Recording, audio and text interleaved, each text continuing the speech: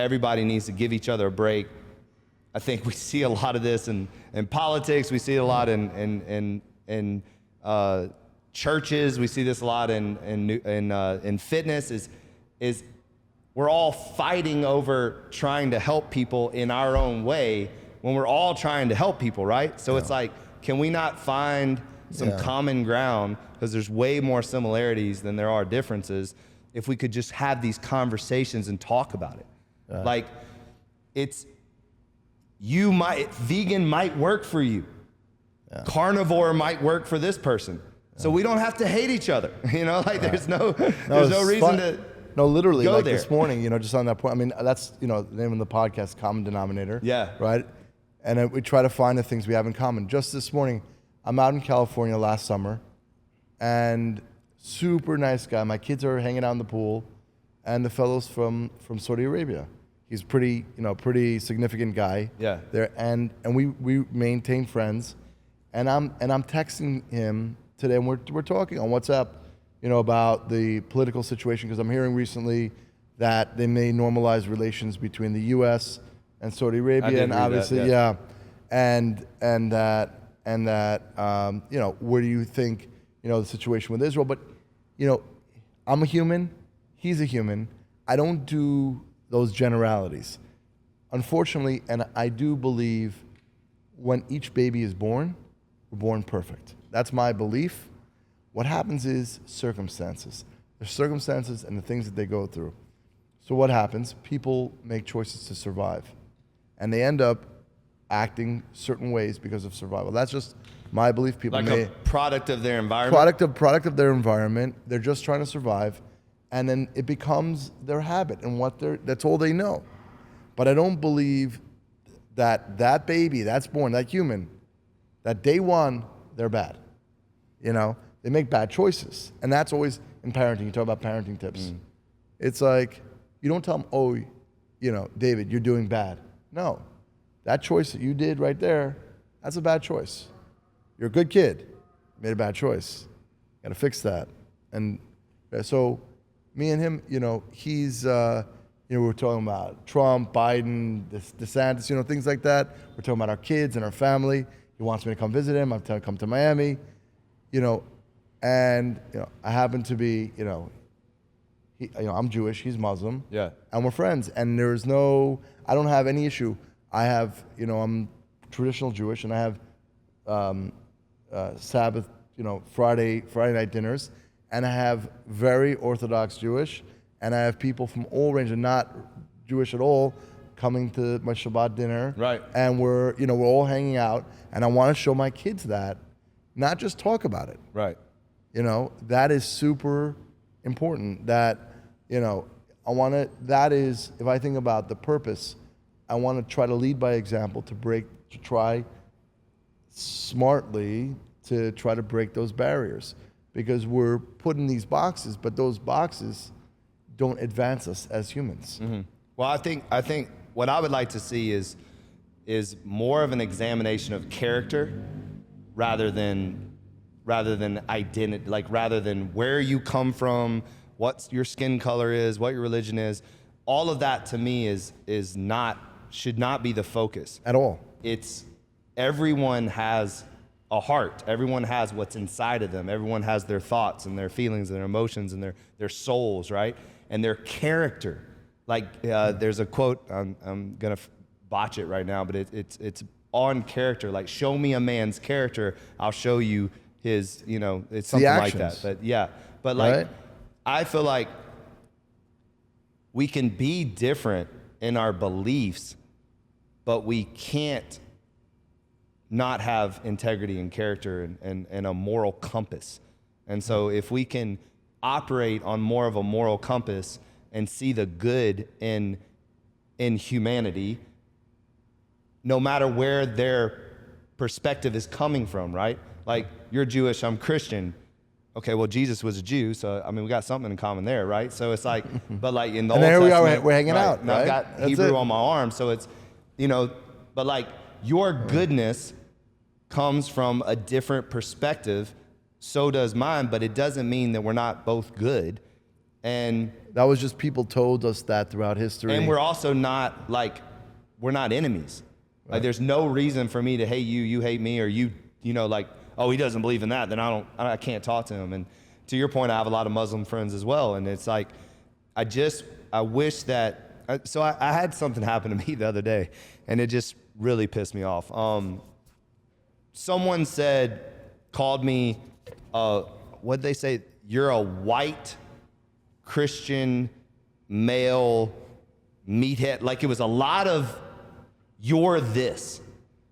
White, male, Christian, meathead, I can't remember what else. There was a list of things that they described me as that, correct me if I'm wrong, this is what everybody wants us to stop doing, right? So you're coming from this perspective saying that, you know, stop being racist, stop being this, but yet you just said, I'm a white, male, Christian, like we want to stop with the gender stuff, right? You know, everybody's pronouns and all this stuff, and everybody's about black, white, and this and that, but yet listen to yourself. Listen to how you described another human being that you don't know. And of course, this is on, you know, computer, some kind of, you know, typewriter warrior, you know, whatever. But if we don't stop labeling what we see without having a conversation of who people are, not what they look like, but who are they? Like what's the substance of their character? Because white male Christian I don't identify by that, you know? No, it's a very that world, if we had a world like that based on character, meaning you're holding accountable. You're not a victim, right? Meaning the world is tough. You're born into this world we don't know. We're born, we die, and you're living this life, but you're gonna, as an adult, you're gonna take responsibility for your life. You talk about character, right? You do action. Don't lie, no cheat, no steal. Exactly. Right? Like your values, right? Your basic values. You judge a man based off, and really, I mean, we shouldn't judge, but you judge a person based off of their behavior. Right. Not what they look like, not what their social status is. You know, you base them off of how they treat you and how they treat others. One of the things I love to do is pay attention to people, how they treat the waiter, the waitress, 100%. The janitor, the Uber driver. Pay attention to the bellman. Pay attention to how people treat people that can really not really offer much to them. Now, I would say you better treat your Uber driver good because they'll crash your car. But like, I love going out to eat with people and just reading the room and seeing how people talk to the waitress and the maitre d', and you know what I mean? Because it's a real good test of character. Again, it goes back to character, regardless of what they look like. You know? You know, like I see, I'll give you an example. I mean, we were in Israel, okay? And we were there October 7 with the whole family. But before that, you know, the taxi driver, you talk about the taxi driver, super nice guy. He happens to be Muslim guy. The staff in the hotel, super nice.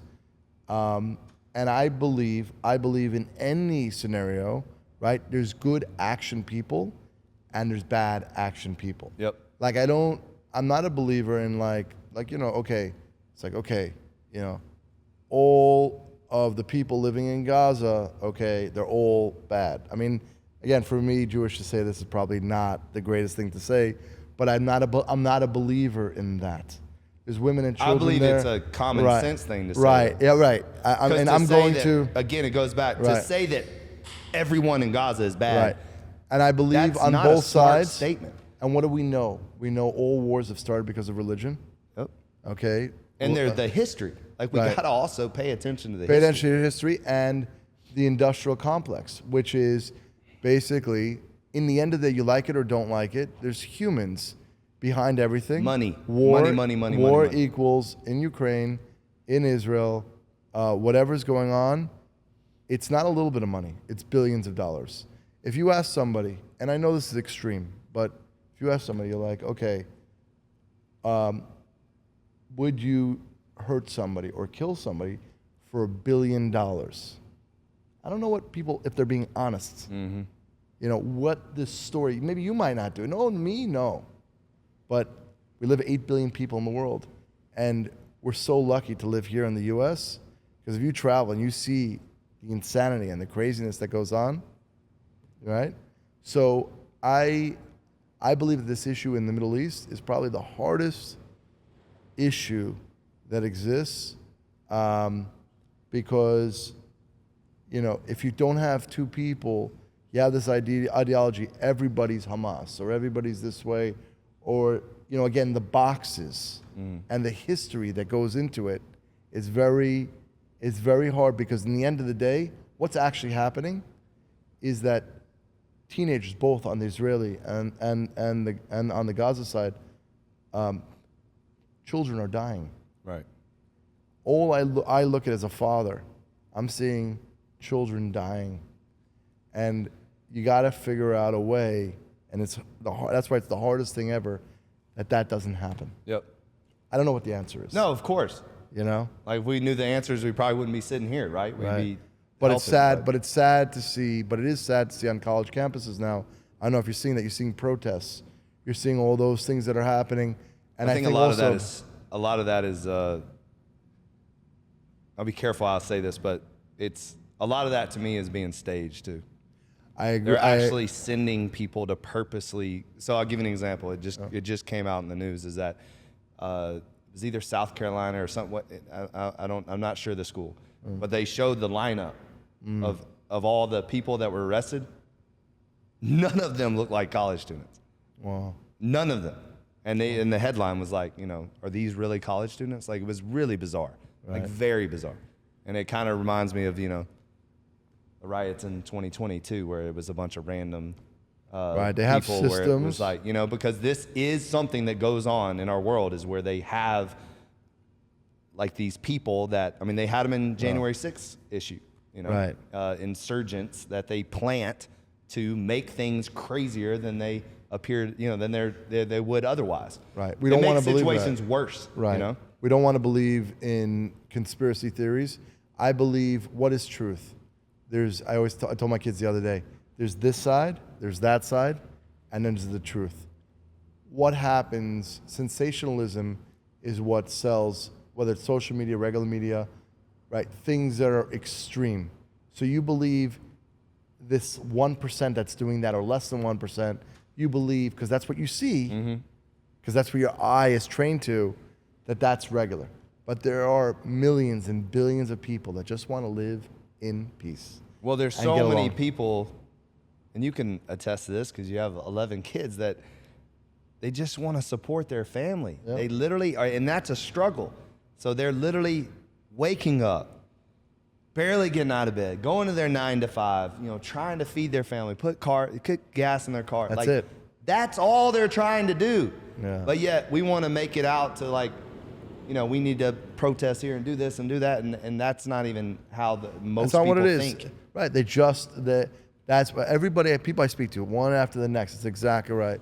You know, people come to me, something simple. I'm renting my house now. Should I buy my first house? Right. Like so many of those. I'm a real estate guy. Exactly. Like simple conversations is what. Well, I had a conversation with my staff the other day. Yeah. He was literally like, should I get a new car? You know, that? Like little stuff like that. And then the other morning, one of my members and I we were all the way in the corner of the gym, and the place was packed. You know, 50 people in the class and like 30 people in the open gym, and you know, people in the physical therapy, people in the sauna, and we both were standing over there. And he's a black guy, a black guy, and a really good friend of mine. And we're sitting there and we're just kind of looking at the gym, and we're like, this is the world. And what I mean by that is, like, I'm talking every race, religion, sex, you know, gay, straight, black, white, purple, you know, everything you can imagine was in the gym at that time. And everybody's in here trying to become a better person. Everyone's in here showing up for themselves, working out hard, smiling, listening to music. And we were just saying that this is reality. They want to paint this picture of division and hate and all this stuff on social media and the news and all this stuff. Nah, we're living it. Like, we're living in a situation where I know for a fact that's not true. I know for a fact that there is more love in this world than we give ourselves credit for. Way more similarity than differences. what it is through so many times, right, we had an expectation, boom, we were let down. So many times, so people, like, what me? I'm just one person. Right? That's what people are saying. What am I gonna make a difference? What am I gonna do, right? And I think, you mentioned about like music. So like when I took my kids to Ultra, 100,000 people. Again, that environment. Did y'all go on one of the rainy days or? No, Not crazy this. that Not it was right. raining, Not it was this. wild. Not this year. Yeah. I was out of Okay. town this year, but last year and the year before. I felt so bad Yeah, for all them I know, this year. right? I was like, ugh. No, 100,000 people. Imagine with music. I think about it's always two things: food and music. Bring people together. If we could start that as a base, I don't want. That's the whole thing of the podcast, right? Let's talk about the things we have in common. Yep.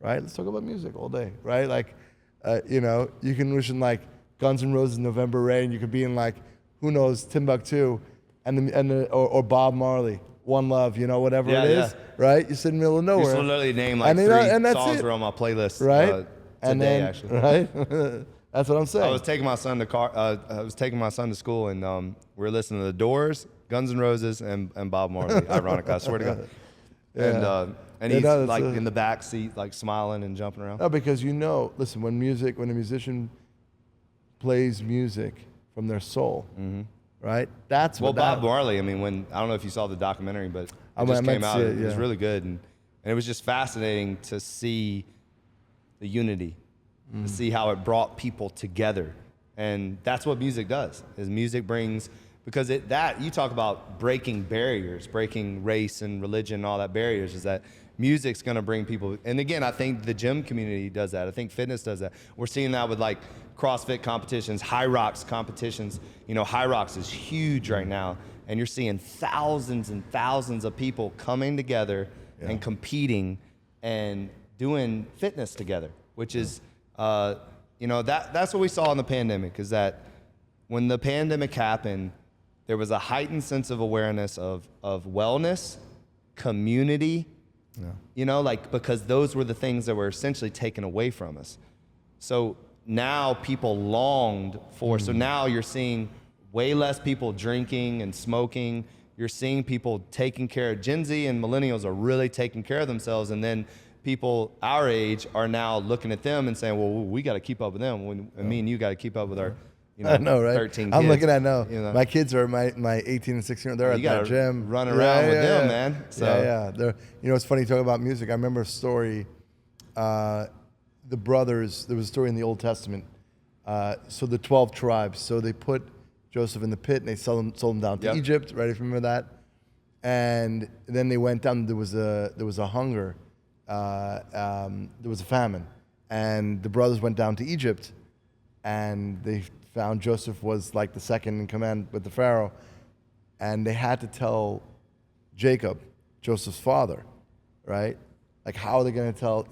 You thought we showed you the coat of many colors of blood, right? Right? We showed you that it was like, your son died, your favorite son died. How do you tell them? So they got the cousin to come with a harp with music, and that was the way. So he wouldn't pass away. He was an old man at the time, Jacob. So that's how they went. Music is I believe that truly. Certain music has that ability because it comes from the soul. And also the frequency of music too. There's a lot of studies and stuff about the frequency of music. And, we are, as human in our essence, I believe we're frequency and vibration. That's what we are. So if we raise our vibration, we don't get sick. Yeah. We don't get, right? That's what is why when our heart stops, what do we use? Electron, right? The defibrillator, the defibrillator, right? To restart the heart, right? Because that's we're electric. I believe that we have, that's also what they tapped into. All the energy. There's unlimited energy in the world, and it's free. Mm-hmm. Nikola Tesla figured that out. Yeah, well, the light. So I just did a podcast, what was it, Monday or Tuesday? I don't even know what day it is. What is it, Thursday? Tuesday. We did one Tuesday, and we really talked a lot about light and how, the sun is like, it's a good thing. Like the sun's a good thing. And if you really look at like skin cancer really came on strong when? After sunscreen.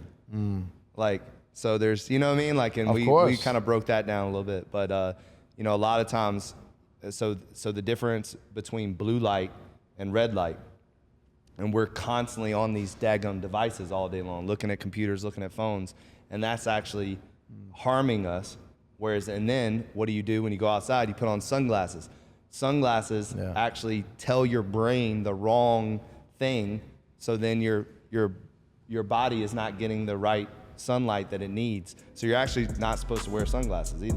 So it's fascinating. There's so many things that we've been told that were wrong by the powers that be, or whatever the heck you want to call them.